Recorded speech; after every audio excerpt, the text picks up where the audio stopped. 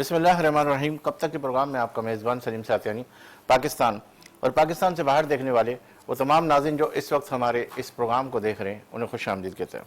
नाज़रीन, इन जुमलों से अपने इस प्रोग्राम का आगाज़ करने लगा हूँ कि कब तक ख्वाब अमन देखेंगे और कब होगी सहर। कब तक ख्वाब अमन देखेंगे और कब होगी सहर। हर आँख में उम्मीद है और हर दिल में ये सवाल है। हर आँख में उम्मीद है और हर दिल में ये सवाल है। माजी की तलखियों का बोझ कब तक उठाएंगे, जख्म पुराने भरेंगे, कब नई तारीख बनाएंगे। माजी की गुत्थियाँ, हाल के दुख, ये सिलसिला चलेगा कब तक। नस्लें पूछती है खून रुज़ी का ये बाब बंद होगा कब तक। ताल्लुकात की बेहतरी का सफ़र शुरू होगा कब तक। जी हाँ नाज़रीन, आज हम जो मौजू पर गुफ्तगू करने लगे हैं वो सियासी एतबार से पाकिस्तान के हवाले से जो इन दिनों इंडिया ने पाकिस्तान पर हमला किया और फिर पाकिस्तान ने उसका जवाब दिया, उस पर भी गुफ्तगू होगी।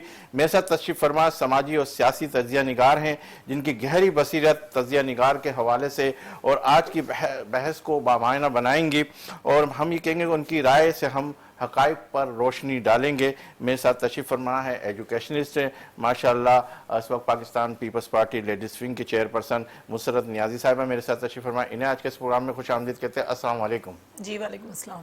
अच्छा, इससे पहले मुसरत साहिबा के आपसे मैंने कई सियासी प्रोग्राम किए और आपका ताल्लुक भी एजुकेशन से भी है, तो मैं पहला सवाल ही आपके इस प्लेटफॉर्म से कि एजुकेशन को आप अगर दो राह की तरफ मैं डिवाइड कर दूं, एक तो आप अपनी पाकिस्तान पीपल्स पार्टी के हवाले से उससे देखें और एक आप इस वक्त की जो एजुकेशन देखें कि इस वक्त क्या हो रहा है। आप बिल्कुल गैर जानिबदाराना जवाब देंगे इस हवाले से कि अपनी पार्टी को सपोर्ट किए बगैर कि इस वक्त जो एजुकेशन का जो हाल है वो कैसा नज़र आ रहा है आपको? बिस्मिल्लाहिर्रहमानिर्रहीम। बहुत शुक्रिया सलीम भाई आपका। आपको ये पता होना चाहिए कि मैं हमेशा वो बात कहती हूँ जो मेरे मुस्तकबिल यानी कि मेरे बच्चों के लिए, मेरे नए आने वाली नस्ल के लिए होती है, बात उस भी करनी चाहिए। बात दरअसल ये है कि आपने बड़ा रेलिवेंट क्वेश्चंस किया।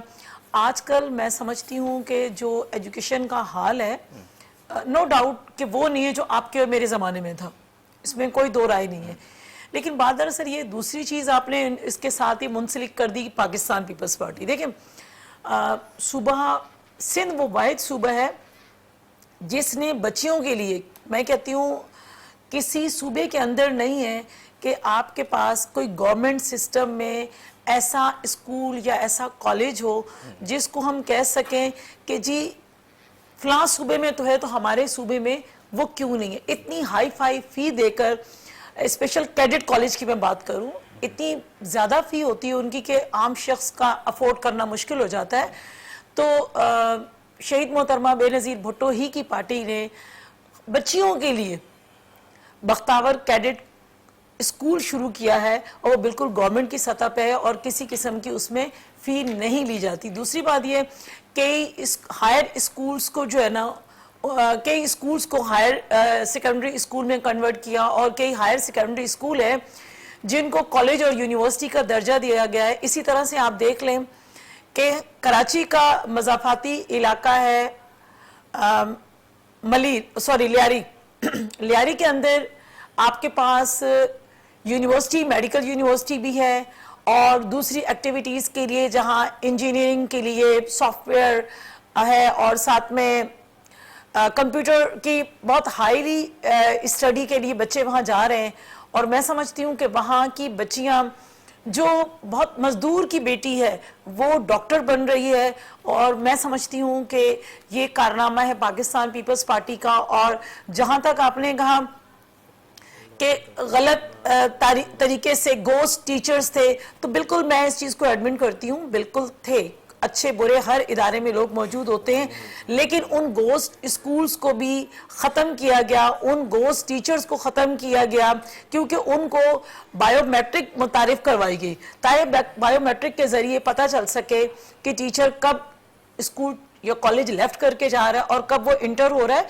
तो मैं समझती हूँ कि बहुत और भी बेहतरी लाने की जरूरत है। मैं ये नहीं कहती कि बहुत बेहतरी हो चुकी है। बिल्कुल बायोमेट्रिक हुआ, आजकल तो बायोमेट्रिक ऐसा है कि बस वो स्टैम्प क्या कहते हैं लगाई, उसके बाद चले गए, फिर उसके बाद छुट्टी के टाइम पे आ गए, फिर लगा दिया, ये भी तो नहीं नहीं नहीं, ऐसा ऐसा हरगिज नहीं होगा, ऐसा हरगिज नहीं होगा, क्योंकि वहां जो एचएम या प्रिंसिपल बैठा हुआ है, फिर वो उसका जवाब दे, अगर सरकारी तौर पे हो तो उसका जवाब दे, उसको अपनी नौकरी के लाले पड़ जाते हैं। ऐसा पॉसिबल बिल्कुल भी नहीं हो सकता कि बायोमेट्रिक किया और आप चले गए और फिर थोड़ी देर बाद आगे बायोमेट्रिक किया।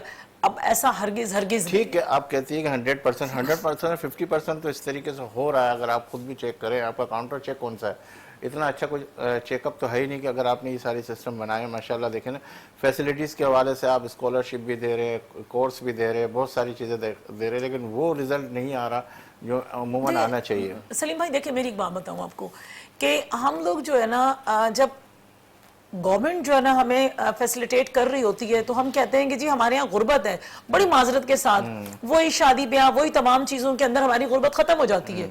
हम एक दूसरे से बर्तरी ले जाने की सूरतों में कपड़े भी अच्छे हों, फलां चीज भी अच्छी हो। और मैं कहती हूँ देखिए, गवर्नमेंट ने मैट्रिक नहीं बल्कि इंटर तक फ्री तालीम दे दी है। उसके अलावा इवन के जो आपकी गवर्नमेंट की फी है, एग्जामिनेशन फी है, वो भी खत्म कर दी गई है, वो भी वे ऑफ कर दी गई है। तो जब ये सब कुछ सहूलतें मौजूद है, स्कूल से सारी चीजें वे ऑफ कर दी गई है ना बिल्कुल, स्कूल्स वे, लेकिन प्राइवेट वालों को क्यों फैसिलिटी किया जा रहा है? 80%, 90% तो एजुकेशन को दे रहे हैं। देखिए सलीम भाई, बहादुर असल ये है कि ये पूरी दुनिया के अंदर दो सिस्टम चलते हैं, गवर्नमेंट और प्राइवेट सेक्टर तो हर जगह है। ये मेरी सवाबदीद पे है कि मैं अपने बच्चे को गवर्नमेंट की तरफ ले जाती हूँ या प्राइवेट सेक्टर में ले जाती हूँ, ये तो पेरेंट्स पे डिपेंड करता है। लेकिन ये प्राइवेट और गवर्नमेंट ये तो ऑल ओवर द वर्ल्ड है, ये तो हर जगह चला आ रहा है। कहीं ऐसा नहीं हो सकता कि पाकिस्तान में हो रहा है और कहीं और नहीं हो रहा। हाँ, मैं कहती नहीं हूँ कि, मैं कहती हूँ कि बहुत बेहतरी लाने की जरूरत है। और सबसे बड़ी बात है कि देखिए, एक अगर एजुकेशन मिनिस्टर है तो पाकिस्तान पीपल्स पार्टी के एजुकेशन मिनिस्टर ने बेहतरीन एग्जाम्पल पेश की है कि उनकी अकलौती बेटी है, उन्होंने अपनी बेटी को गवर्नमेंट स्कूल में एडमिशन करवाया। दूसरी बात ये नहीं है, बात दरअसल ये है कि तमाम लोग देखिए, एक वजीर हर जगह नहीं जाता। जब इदारे मौजूद हैं तो ये देख लूं मैं कि अगर मैं बीइंग अ प्रिंसिपल हूं तो मैं ये देखूं कि ये जो बच्ची बैठे हुए हैं या बच्चियां बैठी हुई, ये नई नस्ल है, ये मेरी औलाद है। अब ये समझ लें तो मैं नहीं समझता कि चेक एंड बैलेंस की भी जरूरत हो सकती है। ठीक है, इस पर गुफ्तगू करते हैं। मेरे साथ टेलीफोन लाइन के ऊपर है सीईओ है सेविंग होम के, और न सिर्फ पाकिस्तान बल्कि पाकिस्तान से बाहर भी अपनी तमाम डिपार्टमेंटल स्टोर चला रहे हैं, और ख़ास तौर पे जो है अपनी मेमन लीडरशिप फॉर्म के हवाले से दुबई के अंदर इन दोनों एक इजलास भी किया उन्होंने। और मेमन बिरादरी के अलावा भी जो है हर हफ्ते इतवार को जो है कैंप भी लगा रहे हैं, फ्री कैंप भी लगा रहे हैं, और बहुत सारे चीज़ें पाकिस्तान से बड़ी मोहब्बत करते, पाकिस्तान का बड़ा दुख अपने दिल में रखते। मेरे साथ मौजूद है इकबाल अडवाणी साहब। अस्सलाम वालेकुम इकबाल अडवाणी साहब।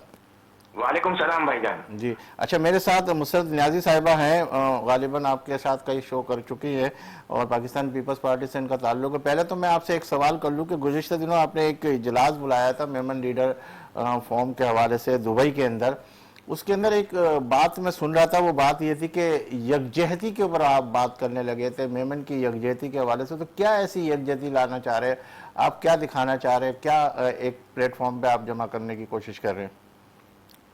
देखिए, यकजहती तो खैर हर बिरादरी को, हर कम्युनिटी को जरूरी है। जो हालात चल रहे हैं कि अब यानी मेरा मकसद है कि जितना हम लोग यूनाइटेड होंगे इतना हम लोग आगे बढ़ के काम कर पाएंगे। यानी अगर हम किसी को कुछ भी करना चाहते हैं अपनी कम्युनिटी के हवाले से, तो सबसे पहले हमको खुद को यूनाइटेड होना चाहिए। हम लोग काफी यानी एक दूसरे से इतना मिलते जुलते नहीं है, और काफी चीजों में एक दूसरे को हाथ पकड़ने की बजाय हम लोग पांव खींचते हैं। तो इस तरह के अगर हम इवेंट करते रहे, मिले जुले, और जो भी गिले शिकवे हों वो खत्म हो जाए, तो मुझे लगता है कि हम लोग काफी काम कर सकते हैं अपने लिए, अपनी कम्युनिटी के लिए। इसी हिसाब से हम लोगों ने वो इवेंट किया था, और बाकी काफी इवेंट मैंने अफ्रीका में भी इसी तरह के एक दो इवेंट किया था हमारी कम्युनिटी के हवाले से।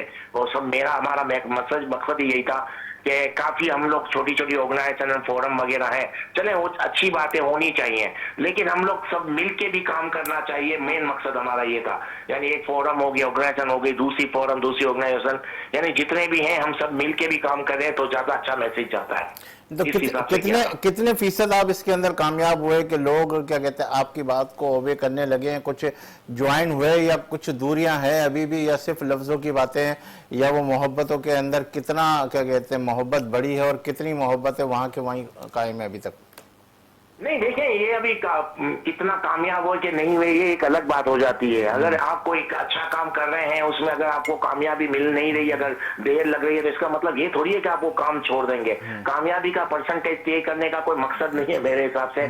एक अच्छी डायरेक्शन में आप जा रहे हैं, आस्ते आस्ते आप कामयाब हो रहे हैं या नहीं हो रहे वो बात की बात है, लेकिन एक अच्छी डायरेक्शन आपने सेट कर ली, आप नहीं तो आपके बाद आने वाली नस्ल उसको कंटिन्यू करेगी। तो कामयाबी तो इसी तरह है ना कि आप जैसे से उस डायरेक्शन आपका टाइम देखे।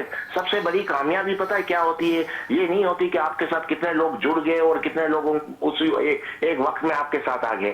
सबसे बड़ी कामयाबी होती है कि आपने राइट डायरेक्शन का तयन कर लिया है कि नहीं, ये सबसे बड़ी बात होती है। स्पीड भले आपकी स्लो हो, लेकिन आपकी डायरेक्शन राइट है तो इसका मतलब आपने अपना गोल अचीव करना शुरू कर दिया।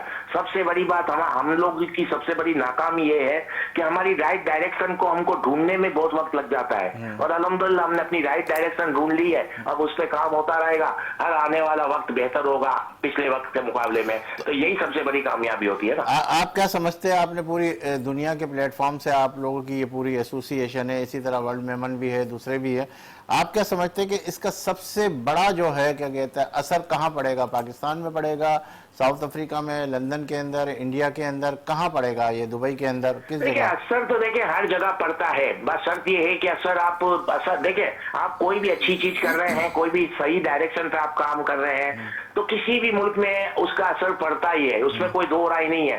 बात ये कि कहीं नजर ज्यादा आता है, कहीं नजर कम आ रहा है, असर तो सब जगह पड़ता है। कुछ लोगों का ईगो होता है तो वो उस चीज को एडमिट नहीं करते या वो फ्रंट पे नहीं आते, वो उनका ईगो के अंदर वो रहने वाले लोग अगर होते हैं, तो अगर ऐसे लोग अगर दुनिया में कहीं भी हो तो उसको आपको इग्नोर करना पड़ेगा, इस किस्म के लोगों को। ऐसे लोग दुनिया में हर जगह होते हैं, लेकिन अल्हम्दुलिल्लाह मैं अफ्रीका में भी गया, अफ्रीका में भी मुझे ऐसे लोग मिले जिन्होंने मुझे यही कहा कि यार हम लोग इतने सालों से यहाँ हैं, लेकिन हमारा मिलजुल इतना नहीं है जितना हम लोग ये तकरीबन 15 दिन में एक दूसरे से मिले हैं। कितने एक दूसरे से कॉन्टेक्ट हुए, कितनी चीजें और भी बिजनेस किया एक दूसरे के साथ, और कितनी चीजें ऐसी हैं कि मैं यूएई के हवाले से आपको बताऊं, कितने लोग ऐसे हैं 15-15, 20-20 साल से रहते हैं वहां पर, और वो पाकिस्तान से बिलोंग करते हैं, लेकिन वहां कभी एक दूसरे से मिले नहीं, लेकिन वो एक ही क्लास में साथ पढ़े हैं, एक मेले में बड़े हुए, लेकिन वहां पर 15-20 साल से रहते हैं, लेकिन कभी मिले नहीं, पता ही नहीं कि वो इधर है, लेकिन वहां पर उनकी मुलाकात हुई।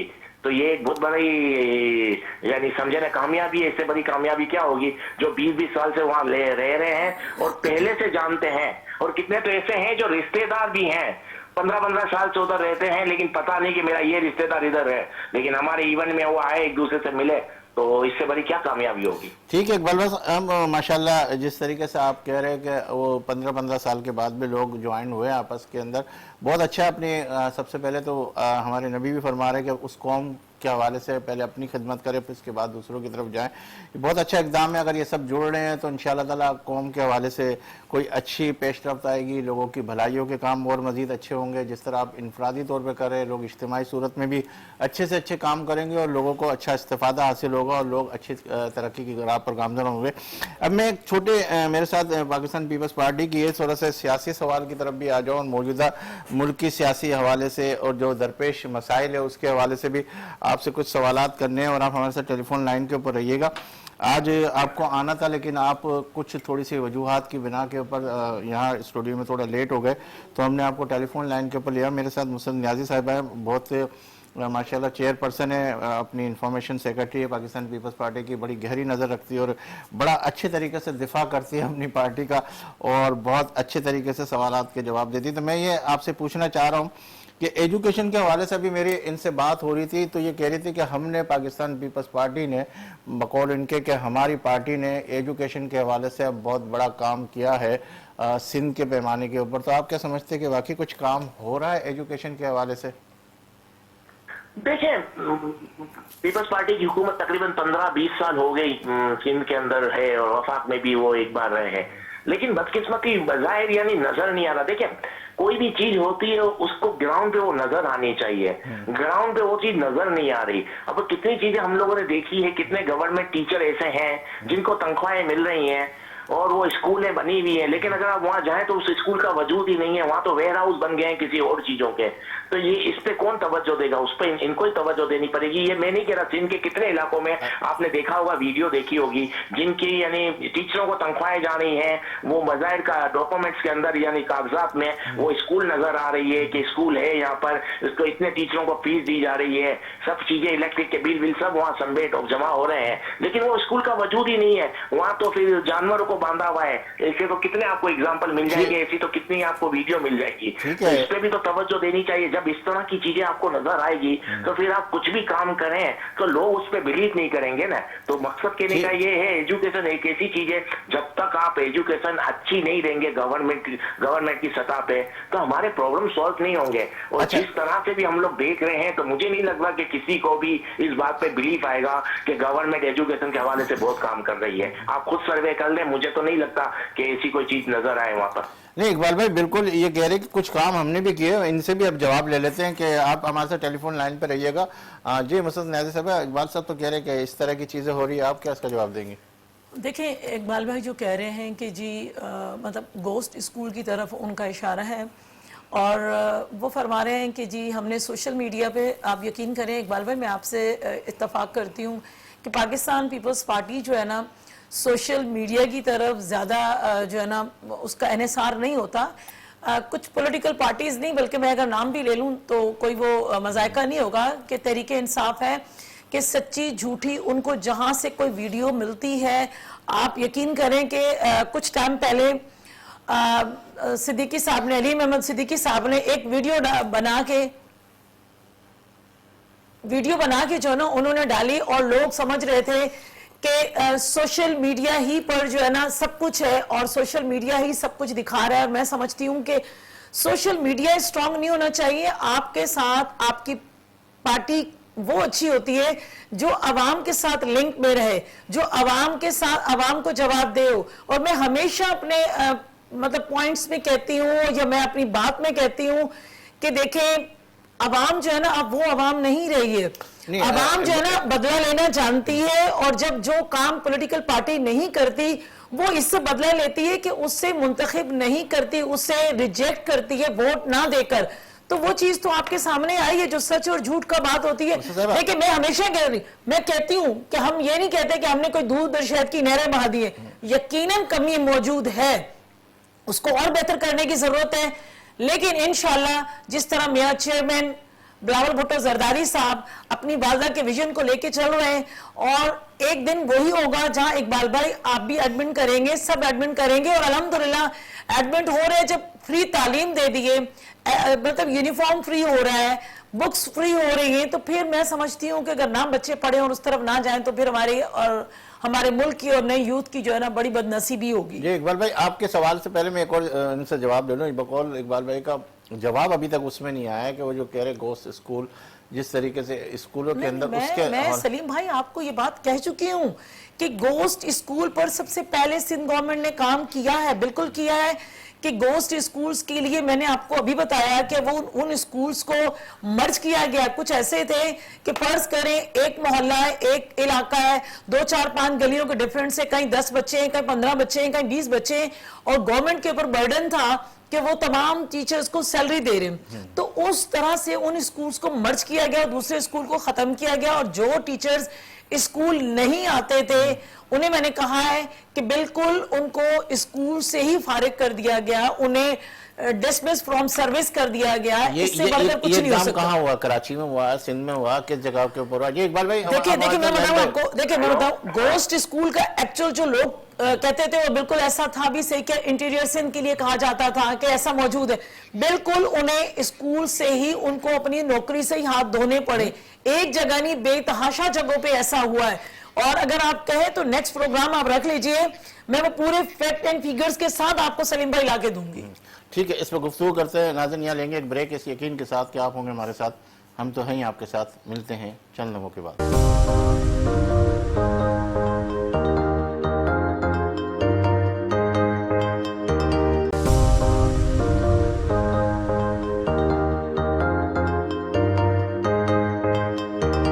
एक मरतबा मरतबा फिर कब तक के इस प्रोग्राम में आपका मेज़बान सलीम सातियानी आपको एक मरतबा खुश आमदीद कहता है। इकबाल अडवाणी साहब हमारे पास टेलीफोन लाइन के ऊपर है। जी इकबाल साहब, आप इनके जवाब से कितने मुतमईन नजर आ रहे हैं? देखिए, मैं ये नहीं कह रहा, मैं ना मुझे इनकी कोई नीयत पे शक है, ये काम भी करते होंगे, ऐसी बात नहीं है। इतना बड़ा पाकिस्तान है, इतनी आबादी है, सबको कंट्रोल करना आसान नहीं है। लेकिन बात सोशल मीडिया की नहीं है, ये तो मैंने सैटेलाइट चैनल जो हमारे नेशनल चैनल है उन पे ये चीजें देखी है। अगर ऐसी कोई चीजें इनको नजर आ रही है और इन्होंने कहा हमने एक्शन लिया, तो मुझे बताएंगे कि जो स्कूलों पे जिनका कब्जा था, जो अपने वेयर हाउस बना के चल रहे थे, उनमें आपने कितने लोगों को सजा दी, वो आपने मीडिया पे आके दिखाना पड़ेगा ना। आज का तो माहौल यही हो गया ना कि सबको आपको मीडिया पे ला के दिखाना पड़ेगा। हमने ये शख्स था जिसने इस स्कूल पे कब्जा किया हुआ था और अपना वेयर हाउस बना के बैठा था या कुछ भी कर रहा था। अभी तक आपने कितने लोगों को सजा दी, वो भी तो मीडिया पे आना चाहिए। जब ये चीज मीडिया पे आ रही है कि स्कूल है ही नहीं, लेकिन टीचरों को फीस जा रही है, ये सब चीजें तो नजर आ रही है ना। तो आप भी तो कुछ दिखाए ना मीडिया पे आके कि देखिए हमने यहाँ पर रिलीज किया है, स्कूल को दोबारा बहाल किया है, और यहाँ पर जिन लोगों ने कब्जा किया था इनको सजाएं हो रही हैं या इनका केस कोर्ट में है। ये तो कभी नजर नहीं आया। तो जब ये चीजें नहीं नजर आएंगी तो बिलीव नहीं करेगा, क्योंकि आज के दौर में हर चीज दिखाना पड़ेगी। मैं कुछ भी बोल दूं उस बात की वैल्यू अब नहीं रही, क्योंकि आज का दौर तो हर चीज फौरन, आपको पता है, सेकंडों में वीडियो आ जाती है, प्रूफ के साथ बात हो रही होती है। और अगर आप चाहते हैं कि आप कोई काम कर रहे हैं तो आपको वो काम दिखाना पड़ेगा। तो आप काम दिखाएंगे नहीं तब तक किसी का बिलीव नहीं आएगा। मेरा मकसद कहने का ये है जी, इसके अंदर मतलब जो मुतासिर है उसको भी सामने देखिए इकबाल भाई, ये बात आप कह रहे हो कि वेयर हाउस, मेरे नॉलेज में ऐसी कोई बात नहीं है गौरव, ऐसी कोई बात। देखें, जो भी गवर्नमेंट होती है उसका काम सजा या जजा नहीं है। उसका काम ये होता है कि अगर फर्ज करें कि किसी ने गलत इकदाम उठाया है तो इन्वेस्टिगेशन के बाद उसके बाद FIR लॉन्च कर दी जाती है, और फिर उसके बाद सजा जजा या उसके पर इम्प्लीमेंट करवाना जो है ना, वो अदलिया का काम होता है, वो गवर्नमेंट का नहीं होता। जॉब से निकालने की भी सूरत हाल है, सब चीजें। जॉब्स में तो देखिए डायरेक्टर्स बैठे हुए हैं, असिस्टेंट डायरेक्टर्स बैठे हुए हैं, सेक्रेटरी लेवल के बैठे हुए हैं, वो तमाम यही तो सवाल है कि कितने लोग इससे मुतासिर हुए, कितने लोगों को निकाला आपने, कितने लोगों को। मैं बताऊं आपको, इसके लिए कोई नहीं है। अगर फर्ज करें, मैं एक एग्जांपल दूं आपको, मैं एक छोटी सी एग्जांपल दूं कि अगर कोई नाम है स्कूल का अलिफ बे जीब, ठीक है, उसमें से अगर 2 टीचर्स ऐसे हैं, मैं तो ऐसे टीचर्स को कहूंगी हड हराम। देखें, क्योंकि जब नए फ्यूचर के साथ, मुस्तकबिल के बच्चों के साथ अगर कोई खिलवाड़ करता है तो उसको सख्त से सख्त सजा तो देनी बनती है। बल्कि मैंने कहा है ना कि 2-4 टीचर्स तो ऐसे थे जिनकी मुझे कंप्लेंट्स मिली, और मैंने एजुकेशन मिनिस्टर से जब बात की तो उन्हें सस्पेंड किया गया। सस्पेंड करने के बाद कमेटी बिठाई गई, और कमेटी बिठाने के बाद जो है ना, जब देखा कि बाकी उनकी मिस्टेक्स थी तो उन्हें डिसमिस फ्रॉम सर्विस किया गया। तो अब मैं ये कहूं कि जी 1000 बंदे, 2000 बंदे, देखिए इदारे मौजूद है और इदारे सजा देते हैं, और एक एक बंदे का कोई नहीं आके कहता मीडिया में बैठ के कि जी मैंने फलाने को सजा दे दी, फलाने को सजा नहीं दी। मैंने कहा ना, ये इंप्लीमेंट करवाना अदलिया का काम होता है, और यकीनी बात है मोअज़्ज़िज़ अदलिया हो या जहां कमेटी बनी हुई हो, वो अपना काम कर रहे होते हैं। जब भी तो सिस्टम चल रहा होता है, ऐसा नहीं होता कि ना चले। अच्छा इकबाल भाई, आपसे बिल्कुल एजुकेशन के हवाले से, एक ये बजट करीब से करीब आने वाला है, और हुकूमत के हवाले से भी जो इनकम टैक्स के भी बहुत सारे मसाइल आ रहे हैं, आप क्या देख रहे हैं कि इस वक्त जो आदमी इस्तेकाम सियासी हवाले से भी इतना ज़्यादा नज़र नहीं आ रहा, तो क्या देख रहे हैं कि कुछ महंगाई कम होगी या महंगाई बढ़ेगी, या आवाम भी और ज़्यादा मुतासिर होगी, या कुछ ना कुछ रिलीफ मिलेगा? देखिए, मुझे तो नहीं लगता कुछ कमी हो, और ऐसा लगता तो नहीं है, और ऐसा शायद होगा भी नहीं। टैक्स थोड़े बढ़ ही जाएंगे, कम तो होने के नाम नहीं ले रहा। और महंगाई मुझे लगता है थोड़ी बढ़ेगी, कम नहीं होगी। और अगर बातें अभी आप भले सुन ले 1 महीने तक, और सुनना पड़ेगा आपको कि हम लोग ये सहूलत देंगे, ये सहूलत देंगे, लेकिन मुझे नहीं लगता कि कोई महंगाई में कुछ कमी हो, बल्कि बढ़ेगी। टैक्स भी थोड़े बढ़ सकते हैं, कम नहीं होंगे। ये तो आप देख लेना, आपके सामने आ जाएगा। ये तो 1 महीने के अंदर पता चल जाएगा। अभी टीवी पे आके कोई मिनिस्टर कुछ भी कह दे, वो बस बातों की हद तक होगा, लेकिन मुझे नहीं लगता कि टैक्स कम होंगे, बल्कि बढ़ सकते हैं, कम तो नहीं होंगे। इसी तरह आप समझ ले, महंगाई थोड़ी बढ़ सकती है, कम तो होने का नाम नहीं लेगी। अच्छा, इंडिया पाकिस्तान के हवाले से जो हमारी आर्मी ने, बल्कि हमारी अफवाज ने जो इक़दाम उठाया, उस हवाले से क्या कहेंगे? अगर आप एक ताजिर की निगाह से देखें, एक सोशल हवाले से देखें, तो क्या खुशी महसूस करते हैं और क्या सर फ़ख्र से बुलंद हो जाता है? देखिए नो डाउट इसके ये जो जंग की जो भी छोटी जंग जिसको आप कह सकते हैं, इससे पाकिस्तान का जो डिफेंस बहुत, यानी पहली बार मुझे लगता है 1947 से लेकर अभी तक पहली जंग है जो पाकिस्तान ने जीती है सही मायनों में। जो आप 1965 की वॉर, वो आप जीत नहीं कह सकते, वो तो एक बैलेंस वॉर थी, लेकिन ये पहली वॉर थी, यानी पहली जंग है जो पाकिस्तान ने जीती है। यानी 71 में अगर पाकिस्तान जो जंग हार चुका था उसका आपने हिसाब क्लियर कर दिया, बहुत बड़ी पाकिस्तान को फतेह हुई है। ये देखें पाकिस्तान का मीडिया क्या कह रहा है, इंडिया मीडिया क्या कह रहा है, इन दोनों को साइड पे करके मैं बात कर रहा हूं। मैं इंटरनेशनल मीडिया, इंटरनेशनल कम्युनिटी के हवाले से बात कर रहा हूं कि पूरी दुनिया पाकिस्तान की इस कामयाबी को मानती है, यहां तक मान रही है कि पाकिस्तान का यानी इतना हाई, इतने ऐसे ऐसे स्टेटमेंट आ रहे हैं बाहर से कि पाकिस्तान का इस यानी मिलिट्री के हवाले से या एयरफोर्स के हवाले से पाकिस्तान का फ्यूचर बहुत ब्राइट है। और मुझे लगता है इससे पाकिस्तान को काफी अपॉर्चुनिटी मिलेगी, एक बहुत अच्छी इमेज बन गई है। अब हम देखें तो अगर हमको अब चाहिए कि हमको कहां पर काम करना है, देखिए इस फील्ड में तो हम काम करेंगे, हमारा डिफेंस भी बहुत मजबूत है, इंडिया कुछ भी कर ले मुझे नहीं लगता कि जंग कर पाएगा। अगर कुछ भी अभी भी शायद मोदी या बीजेपी गवर्नमेंट का क्या है कि वहां पर मीडिया में इनके ऊपर क्रिटिसाइज इतना हो रहा है, तो हो सकता है ये कुछ करें, लेकिन अगर ये डायरेक्ट वॉर में आएंगे तो दोबारा मुझे लगता है नाकामी होगी। हाँ एक चीज हो सकती है अब इनकी तरफ से, जो इनकी प्रॉक्सी है बलोचिस्तान में या KPK में या जहां भी, उससे हमको होशियार रहना पड़ेगा, उस पर हमको ध्यान देना पड़ेगा, क्योंकि अब वो डायरेक्ट नहीं इनडायरेक्ट इस तरह आएगा कि अपनी प्रॉक्सी को यानी फंड करता रहेगा और हमारे यहाँ छोटे छोटे दहशतगर्दी के बम ब्लास्ट वगैरह जो है वो होगा। अब हम सबको चाहिए कि इस हाल में कैसे भी इख्तलाफात हैं हमारे अपनी सिक्योरिटी एजेंसी से या हमारी फौज से, उसको भुला के इनके साथ खड़ा रहना पड़ेगा। और हमारा हर आदमी का फर्ज है कि पाकिस्तान है तो हम लोग है ना, कि हमारे आपस में जो भी इख्तलाफात हो अपनी जगह है, लेकिन इस वक्त उन सब इख्तलाफात को भुला के हमको अपनी सिक्योरिटी एजेंसी और हमारी आर्मी को भरपूर सपोर्ट करना चाहिए। और ये वक्त जरूरी है, भी हालात और भी नाजुक है, कुछ भी हो सकता है, यानी इंटरनल हमारे यहाँ कोई सिविल वॉर करवाने की कोशिश की जा सकती है, कुछ भी हो सकता है।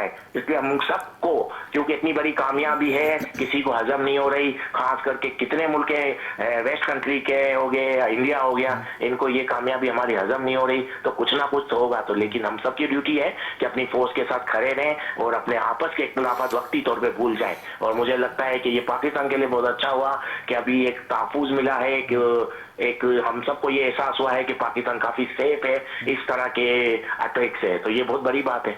ठीक है इकबाल भाई, एक और सवाल आपको छोड़े जा रहा हूँ, फिर इनसे मुसद नियाजी साहब से सवाल कर रहा हूँ, जब तक आप उसका जवाब के लिए ज़हनी तौर पर तैयार हो जाए, कि क्या आप ये समझते हैं कि जो अप्रिसिएशन हमें हमारे इस अवाम ने, हमारे लोगों ने, बूढ़े जवान सब ने जिस तरह की अप्रिसिएशन दी है फ़ौज के हवाले से, अफवाज के हवाले से, हमदर्दी के हवाले से, प्यार के हवाले से, मोहब्बत के हवाले से, एहसासात के हवाले से, जज्बात के हवाले से, तो क्या वो चीज़ें अभी कम है या इतनी सूरत हाल के हवाले से काफ़ी है या और मज़ीद करना चाहिए? इस पर आपसे जवाब सुनते आपकी तरफ आता हूँ। Pakistan Peoples Party, no doubt मेरे मुल्क की जब बात आती है, मोहब्बत की बात आती है, अपनायत की बात आती है, और जब भी हमें किसी भी हवाले से कोई भी ज़रूरत पड़ती है, चाहे नागानी आफत हो, चाहे कोई भी ऐसा हादसा हो जाए या कोई भी मुल्क के हवाले से सूरत हाल ज़रा भी पेचीदा होती थी, ये फ़ौज या अफवाज जो है हमारे शाना बशाना होती है। तो पाकिस्तान पीपल्स पार्टी इस प्लेटफॉर्म से क्या अपनी फ़ौज को मैसेज देती है और क्या वो कहती है कि हम भी आपके शाना बशाना उसी तरह मोहब्बत और प्यार के साथ खड़े हैं? देखें, सबसे पहले तो सलीम भाई, मैं तमाम पॉलिटिकल पार्टीज़ की लीडरशिप को, कारकुनों को, सबको सलाम पेश करती हूँ कि जिन्होंने तमाम तर अपने सियासी इख्तलाफात को भुलाकर उन्होंने सबसे पहले अपनी धरती माँ को सपोर्ट किया और तमाम इख्तलाफात को एक साइड पे रखते हुए अपनी मुसल्लह अफवाज का साथ दिया, अपनी आवाम का साथ दिया। और दूसरी बात यह है कि मैं अपनी फ़ौज को भी और मैं अपनी गवर्नमेंट को भी सलूट पेश करती हूँ कि जिन्होंने मोदी कसाई की तरह हरकतें नहीं की कि उन्होंने हमारे आवाम पे, हमारे नहते शहरियों को शहीद किया। उन्होंने इस किस्म की कोई हरकत नहीं की। हमारी मुसल्लह अफवाज जब गई है, हमारी एयरफोर्स जब गई है, तो उन्होंने उनके किसी भी लोगों को जो है ना मारने की कोशिश नहीं की, बल्कि उनके वो इदारे या वो जगह उनकी तबाह की जिससे वो दुनिया भर में या पाकिस्तान में तबाही लाना चाह रहे थे। और मैं समझती हूँ कि पाकिस्तान ने बता दिया, उनका गुरूर जो है ना का जो एक खमीर भरा हुआ था गुरूर का, वो उनका गुरूर खाक में मिला दिया और ये बता दिया है कि पाकिस्तान जब मुत्तहिद होता है तो उसका बच्चा बच्चा अपने मुल्क के दिफा के लिए, लड़ने के लिए, मरने के लिए, कटने के लिए वो तैयार रहता है। और ऐसी कौम को कभी शिकस्त कोई भी नहीं दे सकता। जितना बड़ा जो है ना हमारा बहुत बड़ा भी दुश्मन हो, उस दुश्मन की कोई औकात नहीं है हमारी यकजहती के सामने, हमारी मोहब्बत के सामने। हम तमाम चीजों को भूलकर एक ही बात करते हैं कि सिर्फ और सिर्फ मेरी धरती माँ, मेरा पाकिस्तान। और अगर पाकिस्तान है तो अवाम भी है, पाकिस्तान है तो सियासत भी है, पाकिस्तान भी है तो इख्तलाफ भी है, और पाकिस्तान है तो मोहब्बत भी है। इन तमाम चीज़ों को देखते हुए जिस कौम के अंदर ये जज्बा होगा, मैं समझती हूँ कि उसको कोई भी शख्स या कोई भी मुल्क उसको शिकस्त नहीं दे सकता। जी इकबाल साहब, आपसे वो सवाल मैं छोड़ गया था, उसके हवाले से क्या कहेंगे? देखिए, इसमें कोई दो राय नहीं है। इस बार जो ये जंग ने पाकिस्तान को यूनाइटेड कर दिया, इसको तो आप मान लें। क्योंकि मैंने एक दो चीज देखे, हमारे मीडिया की हम जितनी तारीफ करें कम है। इस बार जो पाकिस्तान के मीडिया में जिनके जो भी इख्तलाफात उन्होंने साइड पे रखे, पाकिस्तान गवर्नमेंट को, पाकिस्तान की फौज को जितना सपोर्ट किया और है मतलब, और जो जो हकाइक थे उसको सामने लाए। जो इंडिया का मीडिया जितना झूठ बोल रहा था उसको भी एक्सपोज किया। तो पाकिस्तान की मीडिया की मैं जितनी तारीफ करूं कम है। आवाम बिल्कुल यूनाइटेड हो गई थी, सब ने अपने इख्तलाफात भूल गए तो सब एक ही बात कर रहे थे, फौज के साथ पूरा मुल्क खड़ा था। ये सबसे बहुत बड़ी बात हो गई। और ये साबित करती है कि पाकिस्तान की कौम, अगर कोई ऐसा वाकया हो तो अपने इख्तलाफात भुला के हम लोग अपनी फौज के साथ खड़े होते हैं। यानी ये ऐसी जंग थी कि पाकिस्तान के पूरे को यूनाइटेड कर दिया। इक्का दुक्का कुछ लोग थे जिनके इख्तलाफात थे, वो अपनी जगह थे, लेकिन उन्होंने समझे कि उनकी भी गलती है। इस वक्त जो हालात चल रहे थे तो पाकिस्तान का साथ देना चाहिए। उनमें पाकिस्तान मीडिया, खास करके शहबाज शरीफ गवर्नमेंट ने बहुत काम किया। पीपल्स पार्टी भी फ्रंट पे आके बात कर रही थी। ये सबसे बड़ी बात है। जितनी सियासी पार्टी इनका आपस में इख्तलाफात वक्ती तौर पे हैं, होते रहेंगे, होंगे भी, लेकिन इस वक्त ये सब एक पेज पे थे, जिससे सबको हौसला मिला, फौज का मुराल बुलंद हो गया। और हम लोगों ने जिस तरह से रिप्लाई किया है, देखें कहां से कहां पहुंच गया पाकिस्तान की फौज का मयार, कहां पहुंच गया। दुनिया के अंदर ये हो गया है कि जो वेस्टर्न टेक्नोलॉजी के जो असला वेपन थे उनके प्राइस तक कम हो गए हैं और चाइनीज वेपन की प्राइस बढ़ गई है। तो सिर्फ चाइनीज टेक्नोलॉजी को लेकर पाकिस्तान ने जो अटैक किया है, तो आप चाइनीज टेक्नोलॉजी की भले जितनी भी तारीफ करें, लेकिन पाकिस्तान ने जिस तरह से महारत से उसको इस्तेमाल किया है, तो उसमें अगर चाइनीज टेक्नोलॉजी और चाइनीज वेपन का आज मार्केट इतनी अप हो गई है, तो मैं कहूंगा कि पाकिस्तान की फौज को सलाम करते हैं। इनका बहुत बड़ा किरदार था, अच्छे तरीके से काम किया। पूरा मुल्क यूनाइटेड था, मीडिया यूनाइटेड था, गवर्नमेंट, अपोजिशन सब एक पेज पे थी, आम लोग एक पेज पे थे। ये सबसे बड़ी बात है। और जब देखा जाता है कि एक पेज पे, बल्कि मैं तो ये कह रहा हूँ कि हमको तो मोदी को थैंक्स अदा करना चाहिए कि इसने पूरे पाकिस्तान को यूनाइटेड करके रख दिया। बहुत बड़ा काम हुआ है पाकिस्तान के लिए। अब बस शर्त ये है कि हम इसको कंटिन्यू रखें और जो हम लोगों ने जज्बा जो हम लोगों ने दिखाया है, जो हम लोगों ने एक साथ सब चल के रहे हैं, इसी तरह हम कंटिन्यू रखें, तो मुझे लगता है पाकिस्तान का फ्यूचर बहुत ब्राइट हो जाएगा। जी क्या कहते हैं इकबाल साहब, बिल्कुल आपका वो सवाल का जवाब मेरे इस आखिरी जुमले के अंदर आ गया, जो आप ये कहना चाह रहे हैं कि जो जिस जोश और खरोश के साथ ये अवाम निकली थी और निकलेगी, और ये सिलसिले को मजीद जो है क्या कहते हैं और परवान चढ़ाना चाहिए और एकदम स्टॉप नहीं कर देना चाहिए। हर 15 दिन के बाद, 1 महीने के बाद वही जोश, क्योंकि हमारे यहाँ पर होता ही है कि बहुत तेज़ी से बुलबुले की तरह उठते और फिर उसके बाद आस्ते आस्ते मदम होते जाते और फिर उसके बाद मदम के बाद फिर वो सारा भूलना स्टार्ट हो जाता है। तो मैं समझता क्या ख्याल है? देखिए, एक चीज़ तो सलीम भाई, आपने एक चीज़ का तो मैंने आपको रिप्लाई कर दिया था। दूसरा आपने कहा है कि इस जंग के अंदर पाकिस्तान पीपल्स पार्टी का रोल क्या था। पाकिस्तान पीपल्स पार्टी के चेयरमैन का रोल पूरी दुनिया ने देखा, पूरे पाकिस्तान ने देखा कि इंटरमिस्ट, देखिए हर शख्स अपनी ड्यूटी, अपना फर्ज अंजाम दे रहा था इस जंग के मौके पर। बिलावल भुट्टो जरदारी साहब सफ़े अव्वल की तरह, हर अव्वल दस्ते की तरह इंटरनेशनल मीडिया को बता रहा था कि ये जो गुजरात का बुच्चर है वो हमारे मुल्क के साथ और हमारे निहत्ते लोगों के साथ क्या कर रहा है। जो जंग बिलावल भुट्टो जरदारी साहब ने अपनी फौज के शाना बशाना लड़ी है, मैं समझती हूँ उसको भी मुद्दतों याद रखा जाए। ठीक है मुसद नियाज़ी साहब, बहुत शुक्रिया, आप हमारे इस प्रोग्राम की ज़ीनत बने। इकबाल अडवाणी साहब, आपको बहुत शुक्रिया, आपने हमें वक्त दिया और हम आखिरी इख्तिताम की तरफ जा रहे हैं। नाज़रीन, आपने हमारे इस प्रोग्राम को देखा और बिलखसूस मेरे मुल्क की बात हो मेरे वतन की बात हो, और चाहे यहाँ का बच्चा बच्चा, छोटे से छोटा, बड़े से बड़ा, बुजुर्ग, हर शख्स अपने मुल्क से मोहब्बत करता है, और क्यों ना करे, क्योंकि ये वतन है तो आज हम सब कुछ हैं। और इसी वतन ने हमें इज़्ज़त दी, मकाम दिया, हैसियत दी, नाम दिया और पहचान दी। और जहाँ भी जाते हैं हम दुनिया के ममालिक के अंदर, तो अपने इस वतन के नाम से जाने और पहचाने जाते। और जिस तरीके से हमारी इस आवाम ने जो है अपनी अफवाज के साथ मिलकर शाना बशाना खड़े होकर ये दिखाया कि हम आपके साथ है। यहाँ सिर्फ आपकी फ़ौज नहीं बल्कि 25 करोड़ आवाम जो है आपके शाना बशाना, और खुदा न खास्ता कोई भी ऐसी चीज़ होती तो हम सब आपके शाना बशाना खड़े होंगे। लेकिन इसके हवाले से भी मैं कहूँगा कि ये जोश, ये जज्बा, ये जिस तरीके से इसका टेम्पो बना था, इस टेम्पो को हमें ख़त्म नहीं करना, और वक्तन फ़क्तन अपनी मोहब्बत का इज़हार अपनी अफवाज के साथ, अपनी फ़ौज के साथ, अपनी सियासी पार्टियों के साथ जारी व सारी रखना, ताकि ये जज्बा, ये जोश जो है जारी व सारी रहे और मेरा मुल्क तरक्की की राह पर गामजन हो। और क्यों ना हो कि इस वतन ने ही हमें सब कुछ दिया, और जब भी हमारा हाथ इस दुआ के लिए उठे तो इस खाकसार को और वतन अजीज़ को अपनी दुआ में ज़रूर शामिल कीजिएगा। और दीजिए मुझे इजाज़त, इंशाअल्लाह ज़िंदगी रही और अल्लाह लाया तो फिर आपसे मुलाकात का शर्फ हासिल करेंगे। अल्लाह हाफिज़।